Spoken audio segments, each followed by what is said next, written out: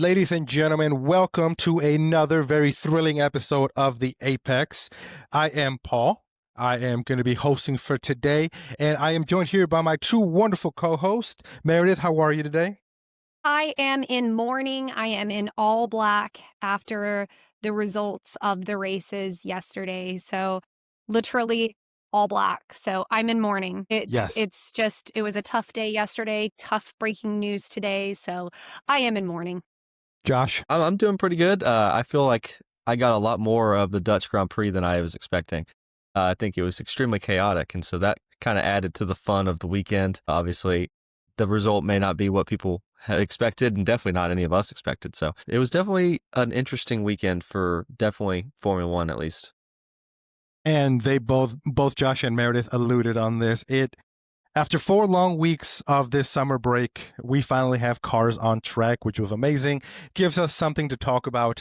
But like my co-host alluded to, this was a weekend that some would want to forget right away. Others made lasting permanent memories, but we will get into all that here in a brief moment. Let's get into it. It was the Dutch Grand Prix, right? Dutch, Netherlands. What did we think? Josh, we'll start with you. Man, there's so much to say. There's so many different levels to this. It's a loaded question for sure. It is. I think at least for I can't even say that. I got what I expected out of Oscar Piastri. That was exactly the race I expected out of him. He qualified very well. It just looked very strong and composed throughout the weekend. His race was flawless. There's really not much else to say. Outside of him winning, nothing in that race made sense. It was just chaos from top to bottom. You had some of the best overtakes maybe of the season we got to see. We saw heartbreak again once, we haven't said it in a while. The Mercedes power unit made a great return for the second half of the Formula One season. Hang on. So cheers to that.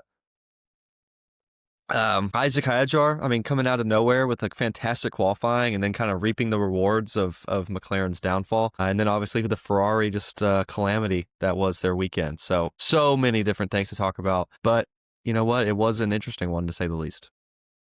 Before I get into Meredith's thoughts on this, we do have a little housekeeping. Josh is going to have to sneak out of here early. Just so you guys know, he's not leaving because he hates us. He's got some family stuff to attend to, so he will be sneaking off a little earlier than normal. But yes, Meredith, what did you think about the F1 race? Let's start with just the whole weekend in general. I think one person who I was keeping my eye on throughout the whole weekend was Paul's absolute favorite, Lance Stroll. From FP1, I was like, something happened in summer break with these Aston Martins. They were flying. To have Lance Stroll in P3 after FP1 was insane. Okay. I was like, this is going to be exciting. And then it was all the rain that was predicted all weekend. I had high hopes for rain, chaos, carnage. But then it was Lance Rex the next day for FP2 and then FP3. He was in 8th and then qualifying. Not so great, it's just it was I called it the stroller coaster on social media. And something in me was saying nothing I thought that was going to happen this weekend is going according to plan. And it was even in one of the spots that Lance Stroll wrecked on, when Max went out for his flying lap, he even slipped on a spot. So I just feel like this weekend was just full of chaos right from the start. It was not anything what I expected it to be. Now, everybody knows I am both a Ferrari and a McLaren fan. And so I was gutted yesterday. Lewis Hamilton being the first DNF, and then Charles because of the contact with Kimi Antonelli, and then the Mercedes power unit issue with Lando. It was just, I don't know. It was not what I expected it to be. I thought that Oscar, obviously, I agree, Oscar drove brilliantly, but I still think those Aston Martins, I think we need to keep an eye on them because I think something happened in summer break and they drove pretty well all weekend, consistent delivery outside of the crashes. I thought it was really impressive. Obviously, super excited. Y'all know I'm biased. Isaac Hadjar is my favorite rookie. I love him. I was so excited for him. But I think, I don't remember who I saw said it, but someone said, if Max was driving one of those V-carbs right now, he would be winning the championship. And I was like, dang, that really does put some things into perspective. That V-carb is nuts this year to have, it was to have Liam driving how he did, to have Isaac up on a podium. I thought that was really exciting to watch. So even though I had absolute heartbreak with my favorite drivers, I thought it was really exciting to see some crazy cool stuff happening for other teams like VCOB for Alex Albon to end up in P5, just some other really cool stuff. Yeah, absolutely. I think other than P1, which we knew it was either going to be Lando or Oscar, the rest of the grid was just a complete coin flip. And let's not forget Ali Behrman starting in the pit lane to finishing in the points. I mean, Yeah. who had that in their bingo card? I sure as Me. hell didn't. I did. Okay, listen here, Miss Know-It-All. I did in my shocker predictions.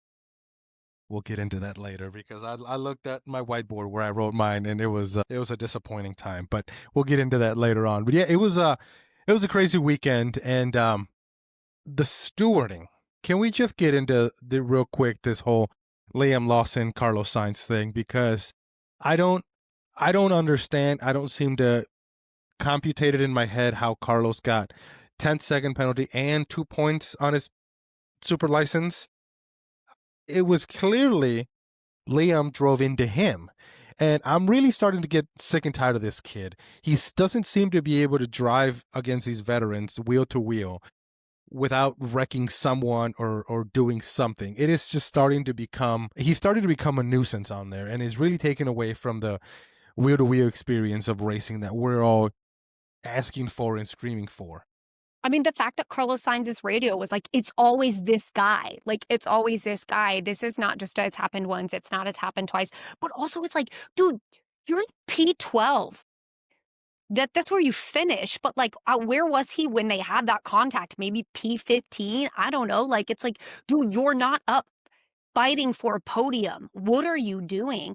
And the FIA, what are you doing? I still don't get it. I mean, I genuinely don't. Like, I really wish somebody would be like, in section 136C, it cites, and then I would get it. I genuinely don't get it. Like, I don't, and that's not just because I'm like a Liam hater right now. I genuinely don't understand it. Yeah, it's a tough one. It seems extremely harsh. I've seen people say that, maybe Carlos didn't have this position at the apex with his front axle. I don't know if I necessarily believe that. I'd have to have somebody draw it out with like a diagram to actually make me believe that he wasn't quite all the way alongside. But to me, the penalty point, like the penalty points is what really rubs me, right? Like the 10-second penalty for causing a collision, like, sure, you know what, like that could be subjective. The stewards can discuss that on their own. We know obviously there's an issue with the stewards not being consistent and being different people every weekend, and so that can be another discussion. But the penalty points is what surprises me. Yes. Because like, wasn't what? that wasn't Like, we just decide yeah. we're going to give you 2 penalty points on your super license after 10 seconds already feels harsh. Yes, it already felt It harsh, and wasn't- then it to add wasn't- the points, yeah. It wasn't malicious by any intent on Carlos' side. He was just driving. It was just good, clean wheel to wheel racing, and Liam drove into him. That's what it seemed like. And to me, we'll get back on the point of watching Liam. I attribute his aggressiveness to his fall from grace. He started off the season as the second Red Bull driver. And to see him go from like the second Red Bull driver and like having a really big, promotion over the offseason, and kind of the expectation that he was going to be able to put some points on the board for the main Red Bull team, to now he's arguably the second driver for VCARB. To me, it just seems like maybe arguably, like objectively speaking. Yeah, now I would have said before this weekend, he arguably, but now there's a good points gap between the two. Hadjar's had like several weeks of strong performances under his belt now, but it seems like, Liam's kind of lost the touch a little bit as far as his composure. Maybe he's still trying to make up for the shortcomings earlier in the season, and he's still trying to prove himself in some way, but that makes him dangerous, and that makes him maybe make decisions that he wouldn't have made a couple races ago. So I wonder if that plays a little bit into his mindset. But still, with Carlos, it seemed awfully odd. And I will add one last thing on this subject. I saw an interview with Carlos after the race, and he said that the FIA stewards usually have like an open door policy where you can go up there and discuss. You can discuss the outcome and kind of get like an explanation, like, hey, this is what we saw. This is the decision we made, why we made it. And a lot of times the drivers will walk away from that feeling at least like they got to speak their mind and got their piece. But they didn't allow Carlos to even go discuss it, which I thought was very odd. And I can't remember another situation where the stewards just outwardly declined to have a driver come and speak with them. And I fear that sets kind of a dangerous precedent of just, we're the governing body, we'll do what we want. Sorry. And I just wonder if that has a lasting impact on the way that they treat the drivers from that level. I don't know. I mean, I think we've already seen the lasting impact. It's just complete mistrust, and no one seems to know what was going to happen race in and race out. It's like everything, just what we thought going into this weekend is not what we're going to think going into next weekend. And even the drivers, I'm sure on their end, it's like, do they even know the rules?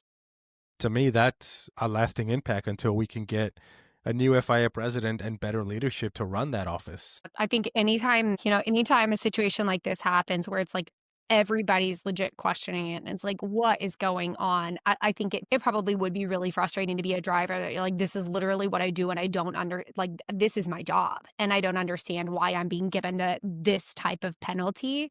And then to not even be able to have a conversation around it, that's got to be really frustrating because even as a learning moment, like if you get a penalty for something that maybe you don't understand, but you get to go have a conversation and, Josh, like you said, maybe be able to see it. Maybe they have a screen that shows, this upper view and they've got to even be able to talk about it and they'd be like, okay, I understand it. Imagine what that would have been able to do for the media. Like if Williams or Carlos Sainz had said, yeah, I went and discussed it with the FIA. They showed me the evidence that they had that made them make the decision they made. And while I may not completely agree with it, at least I was able to see it of why they made the decision they did. But like, I think by shutting that door, it almost creates the FIA maybe was trying to think of like, nope, we're not, I will not negotiate with terrorists. But maybe it's like, no, I will not negotiate. I will not talk about it.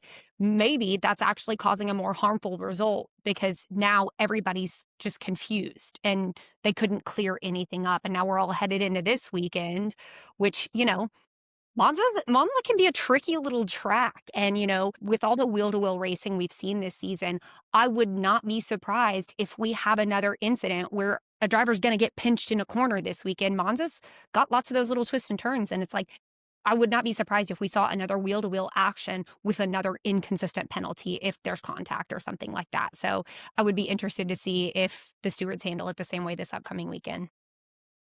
Now, keeping on the subject of contact and stuff, I didn't really watch this because I was preoccupied with other stuff. But the Kimi Antonelli Charles Leclerc, did that just come out to be a racing incident, or did somebody get in trouble for that? I thought they just investigated it, but there was no further action. Now, all the memes are iconic about Kimi's Italian citizenship being revoked because of what it did to a Ferrari, but I think it was like he overestimated the amount of space that he had. It was not malicious. It was not intentional. Like when you watch that replay, it was very clear that Kimi's not like trying to drive into him.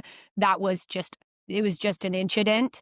And I also don't like, he went to the motorhome afterwards and Fred welcomed him and they had a conversation. So to me, he took the line too high and it pinched Charles into that wall, which was the exact same spot that somebody else went out in. So I don't know. It wasn't that Kimi was trying to drive aggressive wheel-to-wheel racing like that. The line was wrong. He overestimated the amount of space he had. So that's based on everything. And the Ferrari welcoming him to the motorhome, I think that says a lot about how they interpreted that incident. Yeah, it might have been a touch aggressive from Kimi there. I don't necessarily think that's not a typical spot to make a move into the big banks.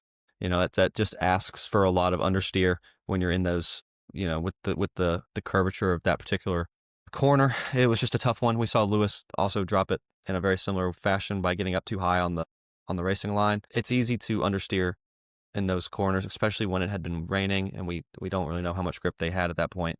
So that to me looked like a rookie move. It was just a rookie making a little bit of a mistake and underestimating or overestimating how much grip he had. So I don't think it was malicious by any means, and I think that's why it was just kind of left as it is. Now, if we want to talk about contact that I do kind of have interest in, and it would be George Russell and Charles Leclerc. That move was ridiculous. I don't know if I necessarily think that should have been unpenalized, to be honest. What do you think on that one? I mean, it was definitely a very ballsy move on Charles' part. I mean, I might have given Charles maybe a 5-second for that because it was ballsy and maybe a little unwarranted. I appreciate the aggression in a world where F1 doesn't seem to be making those aggressive moves, those wheel-to-wheel racings. I do appreciate it, but I was like, ooh, I can see how George would be pissed because he ended up with damage to the car. Oh, yeah. So, a bunch of floor damage. Oh, I was just a little confused about like it looked like he was all the way off of that track. It did, and then and then all of a sudden, and then he's right there. It's like he looks all the way off the track, and it's like, well, he didn't leave me room. There was no room for you. Like I love Charles, I do. There was no room for him. So this was not like and then George comes on the radio. Like, I love George on a radio. Like, the second it happened, I started recording on my phone because I wanted to record George's radio. It was actually a very mild radio compared to like typical Karen George that we get on the radio. I love my boy Charles, but I'm with you. Like, I think that was, penalty worthy, in my opinion, and which I think it makes it all the more confusing. Like, right when we have like an incident like that happen, but then we're going to give Carlos a 10-second penalty and 2 points on his super license.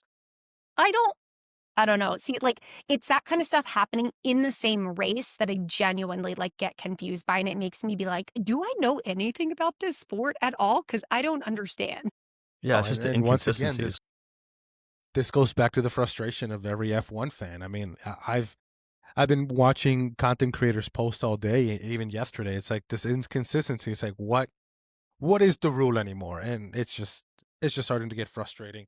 But getting back to talking about Kimi real quick, are we seeing some regression from him because he's a rookie, or is it because he did so well in the first handful of races that he was put on a different step above everyone else, that now it's like this was a natural curve that was supposed to happen, but because he came so highly touted that we're kind of being a little harder on him because he has not had the performance of late? I think, yes, he had a lot of expectations coming into the year, right? And he did have some good results up front. But I think this is a little bit still of his learning curve, right? Like he may have started off the year a little bit more cautious, and now he's getting more experience in the car. He's feeling a little more comfortable, and he's trying to push his limits just that little bit further, and it's getting him into a little bit of trouble. I don't necessarily think that's a bad thing. I think he's just trying to find that line of where, because I mean, this whole sport is about riding the absolute limit. And he's still just trying to find how far he can take it. And it's something he just has to learn through experience. So I don't necessarily think that this is a reflection of him as a driver. I think it's just more of a reflection of him with just inexperience, to be honest. We've seen every rookie this year have something that has happened. Like we could have written off Isaac Hadjar, first race of the year, right? He can't even make it off the formation lap. We could have written him off and just said that, that's a ridiculous thing. He has no point for him to be in the sport. We could have gone on and on. But look, here we are not too much longer later in the same season. We're halfway through and he's on a podium. So I don't necessarily think any one incident or one race is a reflection of these rookies. I think it's just truly them gaining experience at circuits most of them haven't raced at, every one of them, and they're still learning the circuits, they're still learning their cars, they're still learning their teams, and I think it's just going to be race by race. There will be things that happen throughout the rest of the year, and we can't judge a rookie based on just one race, to be honest. Don't judge a rookie by its cover. That's the There you moral go. of the story. I do think that, if we think about the logistics of where we are in the cycle of cars, if you're a rookie this year, this is the time for you to push your limits. Like, this is the time for you to test that car, be aggressive, drive elbows, or whatever it is. Like, this is the time for you to make those mistakes because you have two passes working for you. Number one, it's your rookie year. Number two, reg changes. 2026 car is going to be a complete leveler. It's for everyone. Everybody's going to be in a brand new status. So I think this is the year that you really build that driving confidence to try those moves, to see how things work out, because you're a rookie and everybody's going to have a new car next year. So, this is the last year we've got this car. So why not try it and see if it works? And if it doesn't, then you learn from it. And, you hope that your mistake doesn't cost you your race or someone else their race. But I agree, this rookies being rookies. And I think what we see is a different team strategy of unlike the Alpines is like Alpines, like you're a rookie, you make a mistake, you're out. Whereas I think some of these other teams that are maybe positioned a little bit better and maybe have a little bit more of a financial backing are able to say like, hey, you're a rookie, but we're going to give you the grace to learn through it. But we know the potential's there, try these things, work through these things, listen to the radio, listen to the feedback, and that's all you can do. But I'm with Josh. We can't just take one isolated incident and just say, oh, we're going to ride it off. So I foresee a really great career ahead of him, and I'm excited to see what it looks like in the 2026 season when he has the confidence up, he's got the experience under his belt for a year, some of those pressures are off, and everybody's in new cars. Do you think it's going to be a knock on their confidence because next year is a whole new regulation set? I mean, all these young drivers are just getting used to it. Formula One, and like Josh said, it's all about driving to the limit, and now it's like most of everything might not translate over to 26 because it's a whole new car. Do you think we'll see even more regression in a sophomore year for some of these rookies? No, because I think you're in a pressure cooker. I would argue that it's not the exact maneuver that they're trying that matters the most. I would argue it's the pressure of trying something aggressive or trying something new and learning how to respond to it in that moment, whether it works or it doesn't work. I would argue that that's the muscle they need to flex more. It's that mental fortitude, not confidence to make those decisions and to make those adjustments on the fly. I would argue that's more important than the actual maneuvers. Yeah, I'd say these guys have been racing different categories. They've been racing, either whether it be GT3 cars, karting, into the single seater categories up through the ranks. So it's nothing for them to get into a new car and discover the limit and to learn how to drive it. Right? They've been growing up driving all sorts of different vehicles. I will say that I agree with Meredith. It's the decision making process that they're forming now at the highest level of competition that is what it really, really matters at the end of the day. That and working with a team. They're working with a team that is like twice to 3 times as big as anything they've ever worked on before, a much larger scale. And now you're adding in like all the publicity, like the pressure cooker, you're adding in all the media, you're adding in a whole nother level that these kids have just not experienced. So learning when to stick your nose in and when not, when to push and when to sit back. That's the stuff they've got to learn. And I don't think they're going to have a regression through their sophomore season because I think they're going to more so look at it as, okay, I survived that first year in a car that everybody else was used to and it was at the end of the regulation cycle. Now I'm starting at the same playing field as everybody else. No one knows how these cars are going to react. No one knows how they're going to drive, how they're going to feel. I'm going to be learning it just like they are, but at least I'm here and I, have a feel for how this is going to go this year. So I don't think they're going to have too much of an issue next year. No more than anyone else. Yeah, I mean, I can definitely see that everybody comes in with a clean slate. So, it's been fun, and I think that's why we love some of these rookies. I can definitely say that I had Isaac written off at the beginning of the season after what happened in Australia, and look what happened to him now. It was obvious. It was obvious.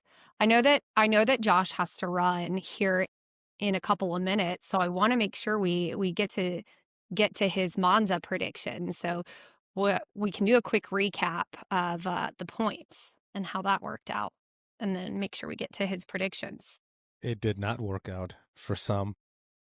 Predictions, Kim. Josh had Oscar Lando Max, Mercedes double top 8. He gets a point for Oscar. So he was the only one on the podium with that. So excellent job, Josh, with Oscar. I had Max, Oscar, Lando, and Haas points. So I got my Haas points. Very happy about that. Like I said, I predicted. And Paul had Lando, Oscar, George, and Max not in the top 5. So unfortunately, you're coming back from summer break with a goose egg. But it's okay. Much like Ferrari, we did not score any points this weekend. Yeah, you double DNF'd across the board here, Paul. But so that brings our points total. So we were all at 10 before the summer break. We all had our summer break prediction, which was either Cadillac or Checo related. So we all got a point for that. So and we were all at 11 coming into this one. And we've got Josh at 12 now, me at 12, Paul just behind us with 11 points. So still neck and neck in there. Josh, do you have any fun facts for us about Monza? Any track talk? Monza's a fun one. There's a lot of risk into that first corner. It's a long run. It's a very long run down the pit straight into that first chicane. My favorite part of this track is the third sector with the Lesmos and then the Curva Grande. Very high speed through the Curva Grande. Obviously, we saw Kimi Antonelli last year drop it off trying to be a superstar in the free practice. So I'm sure he is more happy than anybody to get out there and try to show everybody that he can drive that track successfully. So we'll have to watch him through the practices to see if he's a little more careful this time around. But yeah, the big thing is just kind of keeping your speed up through the third sector and onto the pit straight, because that's going to be where most of the positions are gained and lost. Is going to be through that DRS zone down through the pit straight. Weather shouldn't be much of an issue. I don't think it's going to rain, but I just checked for some rain predicted on Friday, but race day all clear. And it's going to be say that's hot. not good. That'll be bad for Mercedes, but I think that'll be good for Ferrari. I do think that Ferrari tends to have a little bit of an extra gear when it comes to Monza. Yeah. I think that they would rather The fuel of burn the through. Tifosi. Yeah, they would rather burn through all of their allocated parts. They would rather destroy a power unit and destroy everything on that car, but to place or do well at Monza would be what they want. So we saw it the last several years that they've somehow just found the extra gear when it mattered. So I do think that Ferrari is going to bounce back here. We'll see. We'll have to see Lewis get a good performance here in front of the Tifosi for his first time in red at Monza. Will be really special.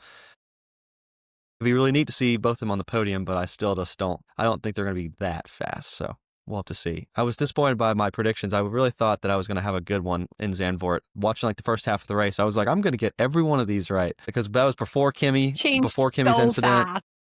Yeah, before Kimmy's he did the slap on the wrist for the speed infringement in the pit lane.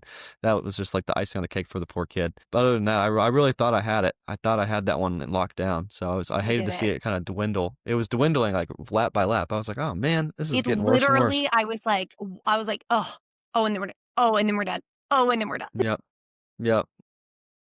Okay, so what's your podium prediction for this weekend in Monza? So this weekend in Monza, I think the McLarens are just head and shoulders above everyone else right now. They're in qualifying they were over a second faster. So I think they're going to be 1-2. I think it's still going to be Oscar and then Lando. Then I'm going to take Charles for third. I think Charles on the podium in front of the Tifosi. My shocker prediction, I'm going to go Aston Martin double points. That car looks very quick and it tends to do pretty well on the high speed tracks like Monza. So we will see, but that's what I'm going to go with.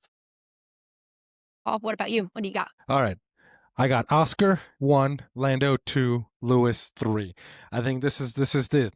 Much like Josh said, this is when Ferrari puts all their eggs into this because they cannot afford to have another bad showing because I think the whole country of Italy would burn down that factory. And also I got Charles top 5 finish. But listen, I got to say that Aston Martin pick that Josh made, kind of wanted to steal that one for a minute. I was like, yo, that's kind of a good one. Love Monza. I love Monza. I do. It's best day of my life was seeing a Ferrari on podium at Monza in 2023. I've got Lando winning because I think he's going to want to come back with a bang because I think he actually had some potential to catch Oscar this last weekend had it not been for the mechanical issue. Lando, Oscar, and then I also have Charles on podium in third. And I'm going to risk it for the biscuit here, and I'm going V-Carb double points. I think Isaac's coming off on a high. I think Liam has been in there, maybe some slaps on the wrist for some dangerous driving in there. And we've seen him be up in the points before, so I think he could do it again. But I'm super excited for Monza. I'm also super excited for Lewis's first experience at Monza. But I think it'll be a great weekend. I will be posting a video tonight on my track tips for if you are going. So if you are a listener and going to Monza, I will be posting a track tips tonight. So it's Track Tip Tuesday. So be looking out for that. But I think Monza should be fun. And with that, Josh, do you have any final thoughts before you peace out for today? No, I don't really have any last thoughts. I'll just stick with my podium from last weekend. I was so happy to see Isaac on the podium. It was funny to see him break the trophy, and that he wore his Pirelli hat around all day was hilarious because I haven't seen that in a long time. So it was fun to see him actually wear the hat and do all his interviews in it. Like, he was really proud that he had earned it. So that was fun. And people have been clipping together like the moment at the beginning of the season when Lewis's dad had like consoled him. Anthony just being kind of like the paddock dad. Great respected man all around the paddock. And to see him, grow from that moment there, Isaac just, has had a great year, and I'm sure it'll get even better for him. So that's my little parting thought. I think my favorite moment is him getting out of the car and trying to look around to see where his team was, and then he saw his team and he ran to him. It was like a lost puppy dog seeing his owner. It was such a heartwarming feeling. Straight up homeward bound moment, when they come up over the hill. Everybody knows that moment. And with that, Josh, enjoy the rest of your day. Josh. Go take care of your family stuff, and he'll be back with us on the next episode. Yep. Bye, Josh. I'll talk to you guys later. See you. Later, bud. And we the are not without more to talk about. Absolutely. The trio becomes a duo. Do you have any final thoughts on this Dutch race before we kind of wrap it up. No final thoughts on Dutch race. I mean, I just thought we were gonna have a lot more rain. But with Monza, with it being such a dry race weekend, I am expecting some really good racing because it is so high speed. I think we always get a lot of really fun, exciting stuff. Like as this weekend comes, just kind of like the same complaint we've had about like I would love to see more of those midfield battles because like there was not enough coverage in this last race weekend of like Alex Albon going from P15 to P5. Like, where was that? Where was the coverage on that? They were so busy showing like, I don't know how much time I was watching Oscar and Max being so far out in the lead and like, yeah, okay, like I don't know. I really hope that at Monza we get to see some more coverage of other parts of the track and other parts of the racing, not just the people that are fighting for the lead at the front. Like McLaren is so far ahead at this point. Like, let's look at some of those midfield battles and give a little bit more media coverage to that, to like the midfield part that's a little bit closer. People that are fighting for fourth and fifth and sixth in the Constructors Championship. Like, I don't know. I would love to see a little bit more of that on action this weekend. Yeah, getting back to the rain you were talking about, they made it sound like it was going to be such a huge deal. Like, oh my God, 100%. we got rain coming, and Yeah, even it was like 80 to 90% all 3 days, and then it was like it's spinning rain. Yeah, and even when I was in line, because I was watching the race when I was standing in line, at the race at IndyCar race, everybody kept coming up to me like, "Is it rain? Is it rain?" And I'm like, "It sprinkled a very little bit," and then it was Barely. like, I mean, like they weren't even on like wet tires. Like it was no, everybody was on mediums and softs. So it's like the way they made it sound, it was just sounded like the track was going to be flooded and like we were going to have like a Brazil type race. And then yeah, it was like, oh no. And I will tell you that when we were there, we were getting like Brazil level rain, like zero visibility, torrential downpour. Like it was chaos on quali day. And then, of course, the sun comes out in Amsterdam and then it's shining down and then it dries out and is gone. But I think the track conditions there would have been really unique to see with more moisture. So I think with us having clear weather, except for Friday, I think Friday when I looked at Monza, it said 80% chance on Friday, but who knows? It's Tuesday. By Friday, it could be completely gone. So should be some really great, good action on track this weekend. yeah, absolutely, super stoked. Monza's one that always delivers, so I truly can't wait for Sunday, and it's at a decent time. It's 8 o'clock in the morning. You don't have to wake up super early for it, so I can't wait. It's going to be fantastic. Right, let's switch gears over to Indy. Yes. Josh is probably so grateful he got to hop off for this segment because you and I have been nerding out about IndyCar so hard. And he's probably like, Yeah. oh, I just can't get On the into group it as chat, much he's as been you quiet. can. And I really wish, and I'm going to try to push him to just get into IndyCar. I actually love that he's not. He'll dabble for our sake, but I would rather him get into IMSA. I would rather him be like endurance racing is my thing, so we could just be really well-rounded, I'm here for that. I am here for that. But as we alluded for a couple weeks beforehand and all throughout our social medias, me and my brother went to the final race of the year, the IndyCar race in Nashville. And it was an experience. I didn't know going into it what to expect, so I had no basis to say, well, this sucked, that was great. We had general seating, and then we also got paddock passes to go. And I learned a lot. It was a lot of fun. The thing I was impressed with is the level of access that IndyCar gives fans. And you really feel like you're a part of it. The fans are just as much more a part of it as anyone else. And I think we've already talked, we're all going to COTA next month. And I think that's one thing I'm going to miss going to Formula One is that we're not going to, as a fan, I'm not going to have that level of access that I had in IndyCar. Yeah. And I have a whole like list for that to be the big first race you've attended, like you set your bar high, and I'm going to need you to bring it on down. And that's what my brother and I were talking about on the way back. It's like, you know what? I'm going to have to lower my expectations just a smidge. I'm still going to have fun regardless in COTA, but it's not going to be the level of access that I got. And there's a lot of cons that I have about this Nashville, and I feel like they just didn't put enough enthusiasm in setting up this race. My biggest complaint about it was parking was free, which is amazing. The fan zone, I thought you were going to need a ticket to get in there. Any Joe Schmo could have gotten in there. Like anybody. And I was like, well, then what's the point of me spending all this money? Because you could still see the track. You still got a chance to see the concert, the All-American Rejects. You still got a chance to do the autograph session.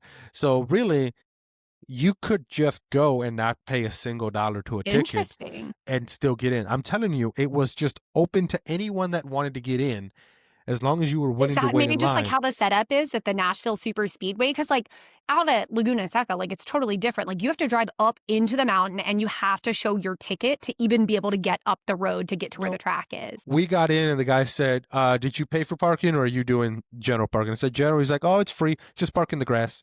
I'm like, cool. So we Interesting. parked in the grass. It's a big grassy area. And I thought no one looked at our tickets until I went to the area that said to get the paddock pass. Hmm. That's the only time I looked at my tickets. And then when I went into the grandstands to sit down. Other Very than that, the interesting. entire fan zone was open to anyone that wanted to get in. And I was like, in a world where we hold security at such high, our remarks, the airport, any sporting event you go to, it was legitimately a free for all. I could have walked in with anything. I could have done whatever I wanted, and there was no Oh, so one to they tell didn't me even have like otherwise. security checks? Not in the fan zone. Once you got into the paddock, and then once you got into the grandstand, yeah, there was people patting you down and checking your bags, and you go through a metal detector. But in the fan zone, it was just Interesting. parking lot. You get in and you can do whatever you want. And I was like, this just at a basic level just doesn't seem secure. Yeah. And even the fan I zone. mean, I would have concerns about going to like any large sporting event like that. That is just like, hey, just you can come in and do whatever. I like every single race I've ever been to, even to get into the fan zone, into the like general admission amenities, like anybody with a ticket gets those general admission amenities, like fan zone and all that stuff. But every single racing event I've ever been to, you still have to show your ticket to get into those amenities. Cause like, and maybe it wasn't like by design, or maybe they were just thinking it's like you said to the other day on our text thread, like it's not actually in like Nashville. So maybe they just thought that like because it wasn't in like downtown Nashville, that would be enough of a deterrent from people to like think that they would have to have a ticket to get out there to see the fan zone and stuff like that.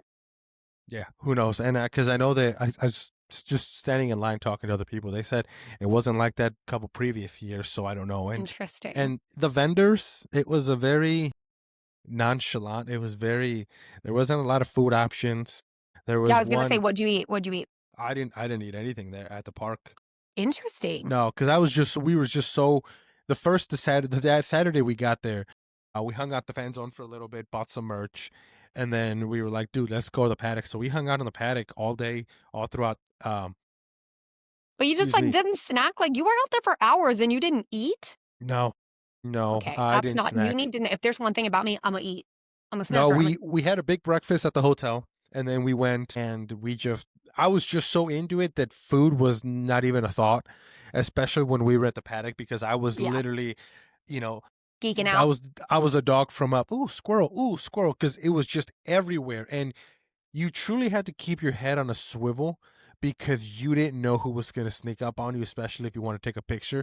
Because my brother at one Especially those point, boys that zip by on those scooters. and that was the thing that my brother looked up one day, and Christian Lundgaard was right there. He's like, "Oh shit!" He like came out of nowhere.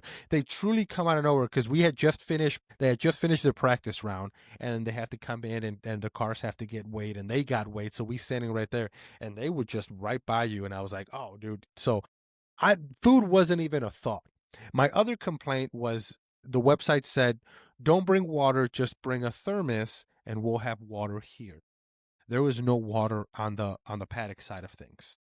So I even heard from a lot of the content creators and a lot of the other ladies that were there that they're like, "There's no water. You have to get on the like a wagon. They have to take you A little back around paddy to the wagon to fan take you back zone, around. get back to the fan zone, and then they only had two big jugs of water." And I was like, "Sweet water."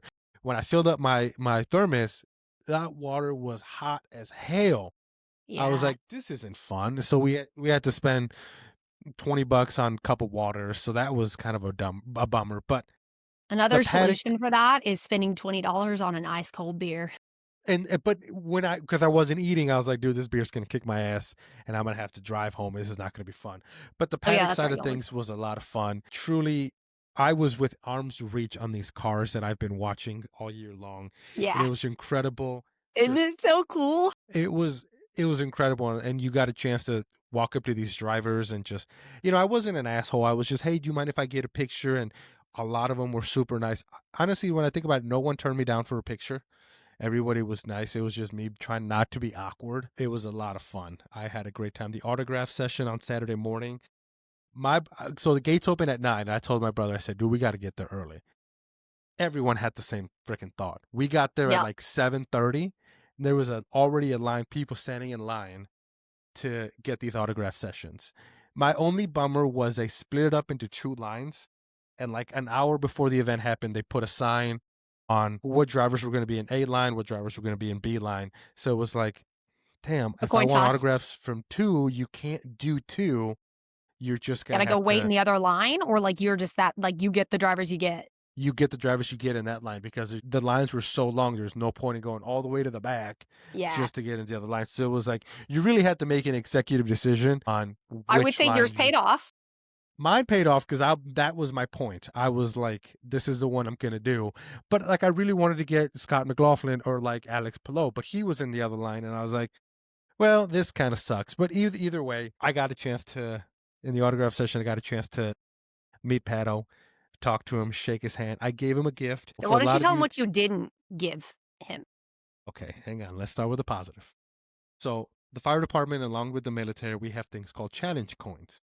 It's the name of the department. It's just nice, bedazzled. So I was like, I got to give him something, and because I saw it online, a girl couple in front of me gave him cookies. A couple people made like a book, and they were just getting him signed. So I was like, dude, do you mind if I give you a present? And he was super nice. I spoke to him in Spanish. He shook my hand.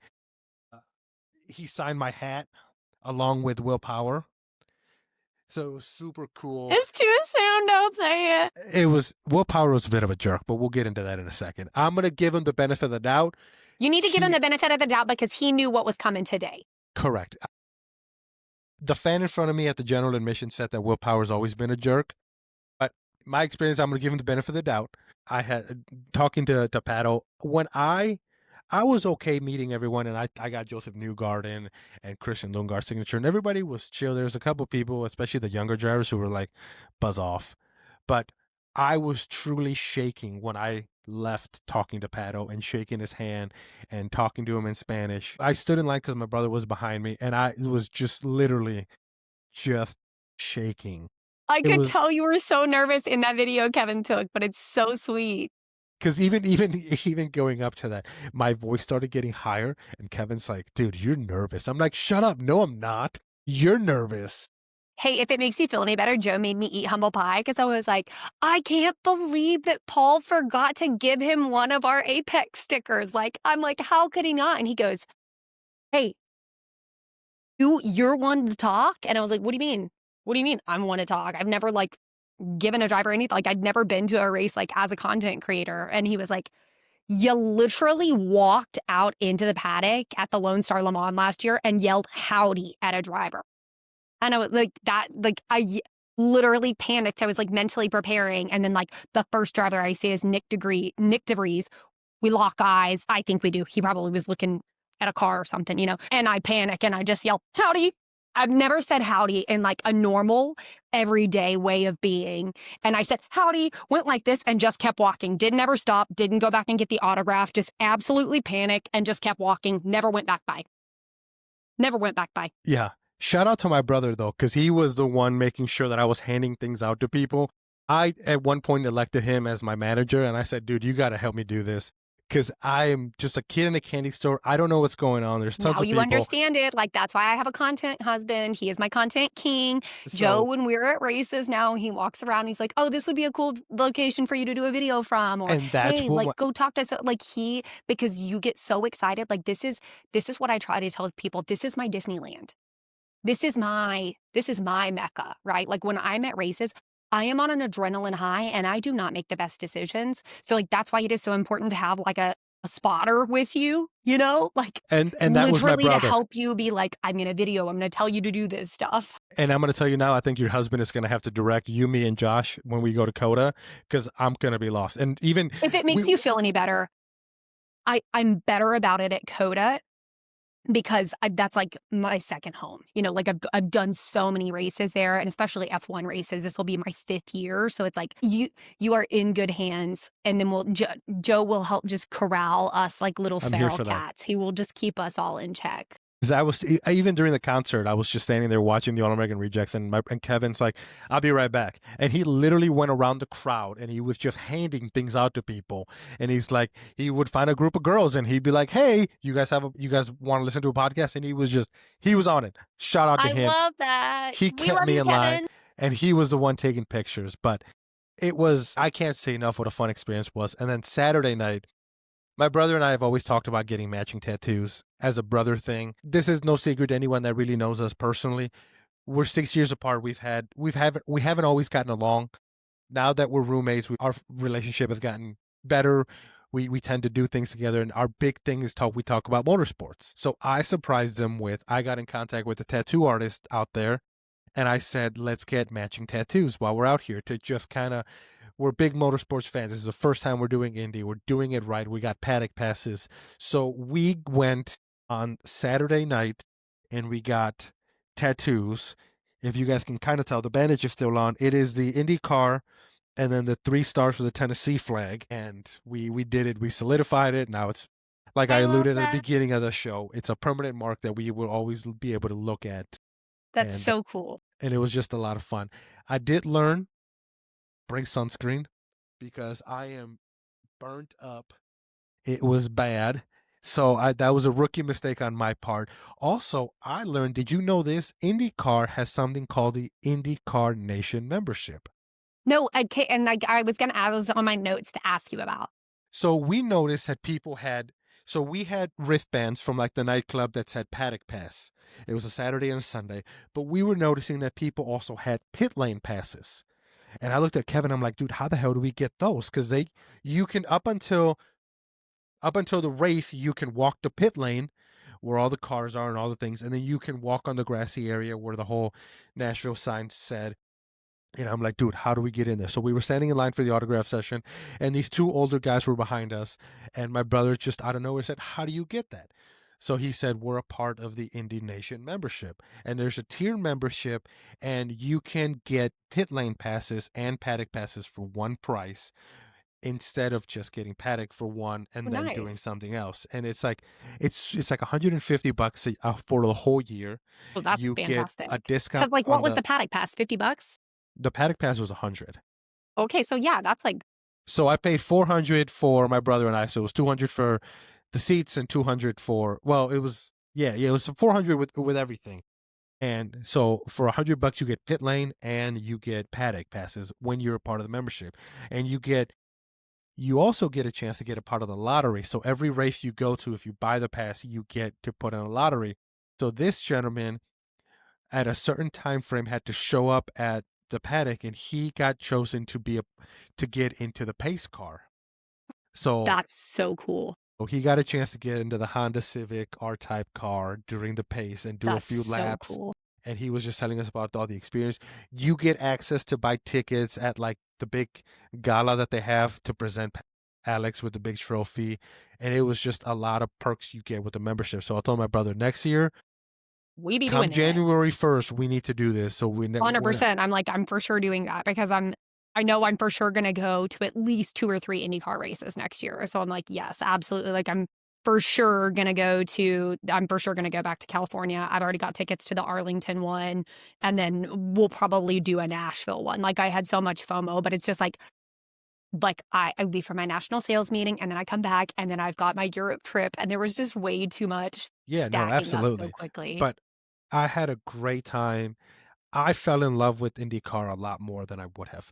The other I complaint told you it was gonna happen. It's like once you go and you see it, you're like, this is amazing. And I just think it's such a special thing. Like, I don't ever want IndyCar to become an F1. I don't ever want it to lose that. Like, what makes it so special is that access, is that, like it's so different. I don't ever want it to be F1. IndyCar, please don't ever change.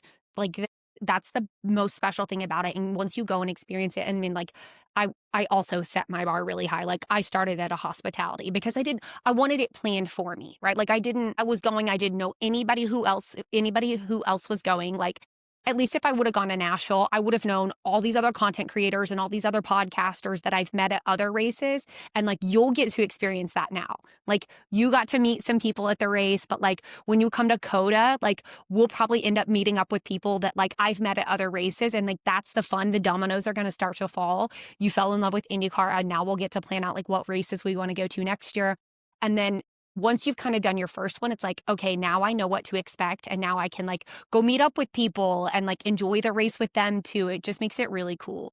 And it's so affordable. That's the best part about it all. You don't have to save up money to do it right. And I think everyone that can and has the funds should do a paddock pass and do it right.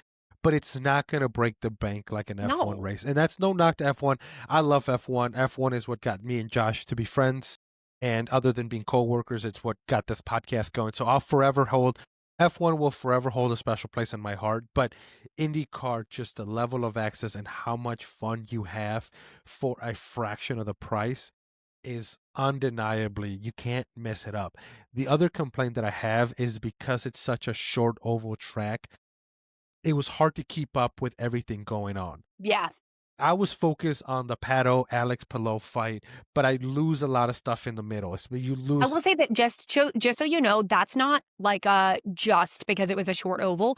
That is what it's like being at a race live. Like, some people say that they prefer, like, going to a race is really fun, but unless you're in a spot that like has the screen right in front of you and you've got a radio in, you do miss out on 80% of the racing. You see the zing, zing for 20 seconds and that's it. So I just want you to know that's not just like unique because it's a short oval. So I did talk to my brother. We decided to have seats right up at the front. We were like row 5. And we were like, listen, maybe we do like row 20. That way we're a little up higher and we're not constantly, like, my neck started to hurt because it was just constantly moving. The other complaint is yes, they do a great job of having the speakers of the IndyCar like radio broadcast. No.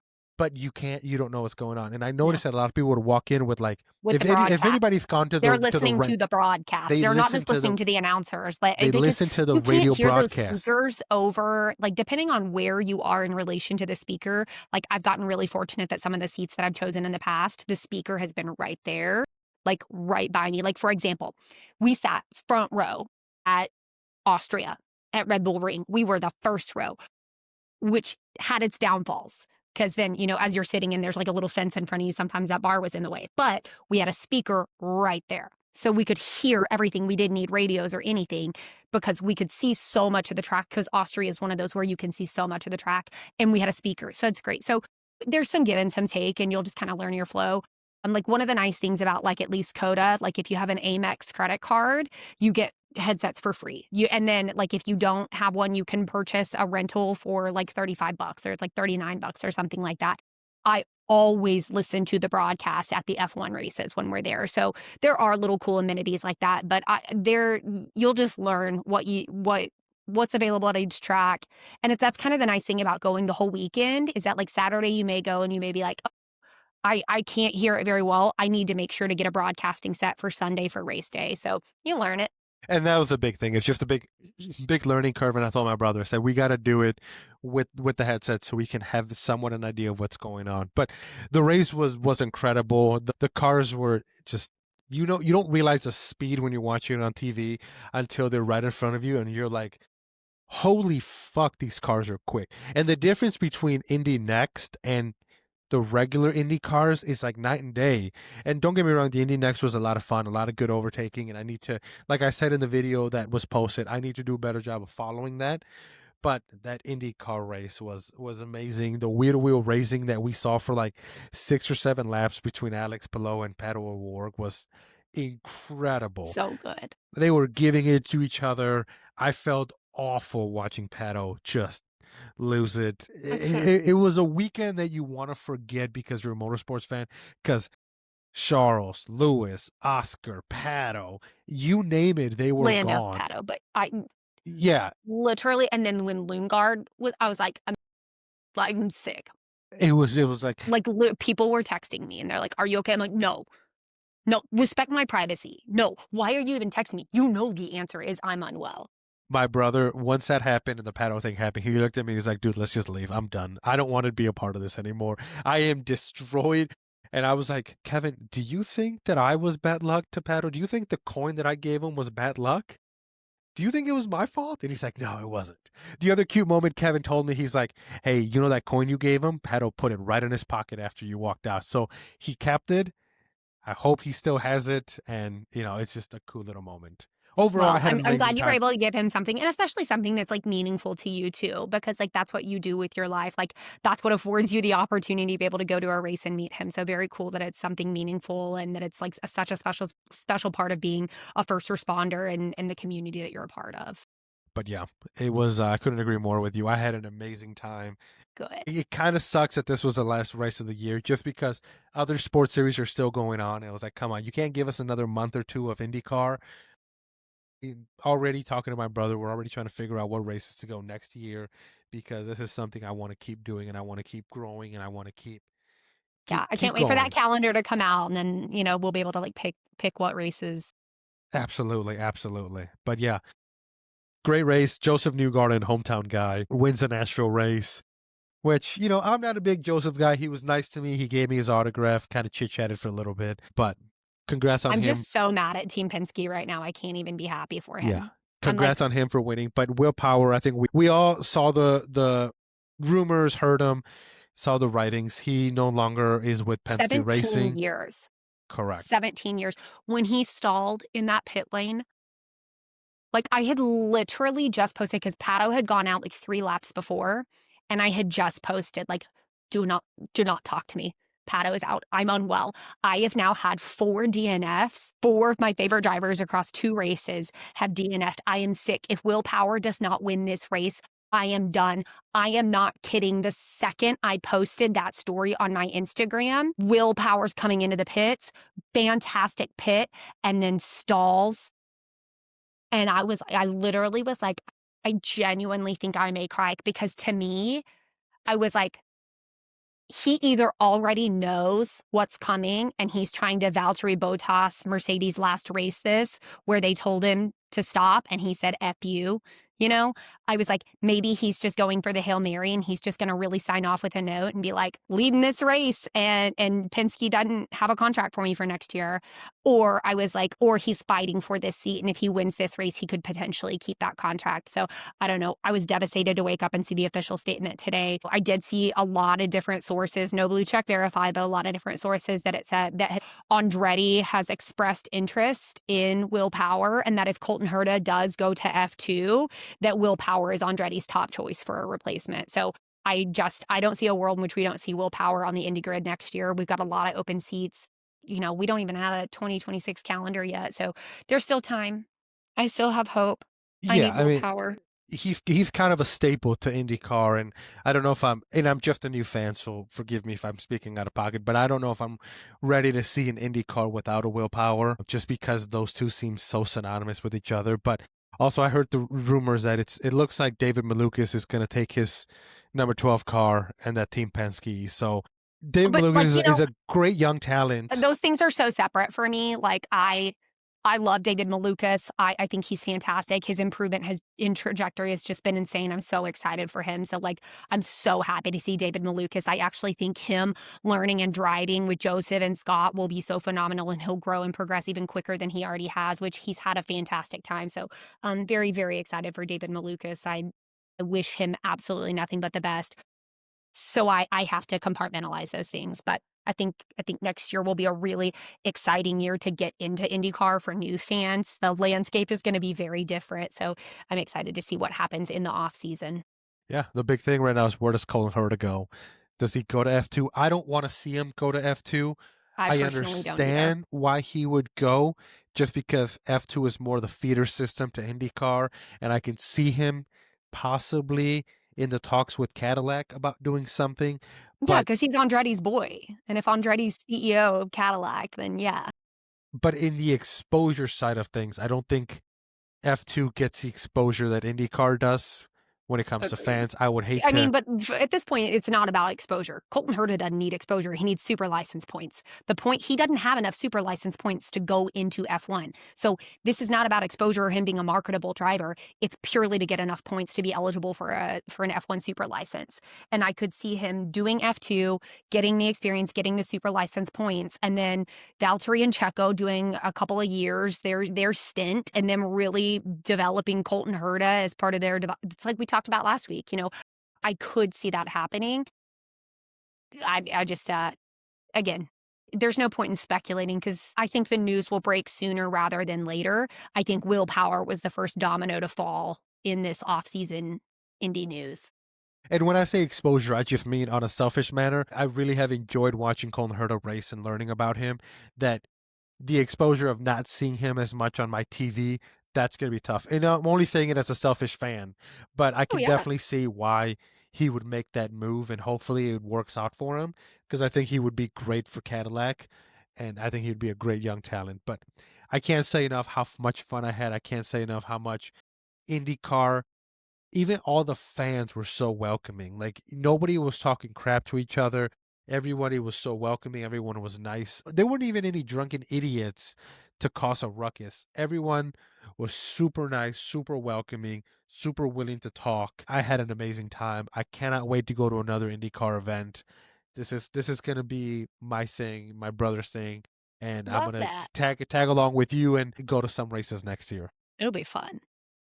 Well, speaking of upcoming races, we have the Lone Star Le Mans for WEC. WEC is back this weekend here in Austin at Circuit of the Americas. I am absolutely gutted to not be going. I am completely devastated, but I fly out super early Monday morning for my national sales meeting, and there was literally just no way that I could, because right when I get back from my national sales meeting, I work another conference here in Houston, and then I leave for Europe. So there was no way I could make that work. And I am so sad. I've seen so many people online who are posting going, and it's going to be so much fun. So if you are like, hey, IndyCar is done for the season and I don't know what to watch this weekend, Lone Star Le Mans will be back on this weekend on Max. So you can watch it on Max. You can buy the FIA WEC TV package. It's like you can buy the weekend package or the year package, but I'm super excited to see cars back on track. Lone Star Le Mans it's a fantastic race. It's so much fun. Anything at Circuit of the Americas is amazing. So I hope everybody that goes has an awesome time. I'm going to be so jealous. So if you are going, post all the content.